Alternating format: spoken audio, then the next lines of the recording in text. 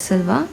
In today's video, you'll be watching me paint this beautiful impressionistic roses painting. So I recently took a small workshop at Alliance Française where I'm studying French, and we just had a fun little workshop about impressionistic art, and we all painted something impressionistic after we were introduced to history of impressionism. And I've always been so fascinated with having with being able to paint impressionistic paintings, and I decided to try out painting roses, and it came out pretty well. I had put up the post on Instagram a few weeks ago, and later I just wasn't quite happy with it because I didn't have my own art supplies there. I just used whatever was available there, and I had to give it another go with my own art supplies in the comfort of my own studio, which is why I redid the same painting.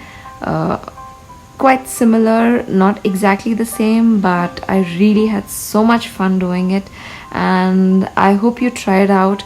It was so different to what I'm used to. I usually prefer making a drawing and then painting, or either making a background, then doing a drawing on it, and then painting. But this was so spontaneous, and I just really had fun doing it. So if you make something like this, do share the photos with me. I'd love to see them, and stay tuned for more videos. If you're new here, don't forget to hit that subscribe button and also hit the notifications icon so you get to know every time I upload a new post. I have a lot of interesting content on Instagram, and I upload stuff there so frequently. So if you want to keep up to date with what I'm painting, what's happening in my studio frequently, then head over to my Instagram and follow me there. Next week I am also releasing an oil painting for beginners guide, so I will be introducing it on Instagram first, so you head over there and it'll be quite interesting. I will also follow up with a video on oil painting for beginners, and I'll be making a landscape there. So yeah, stay tuned.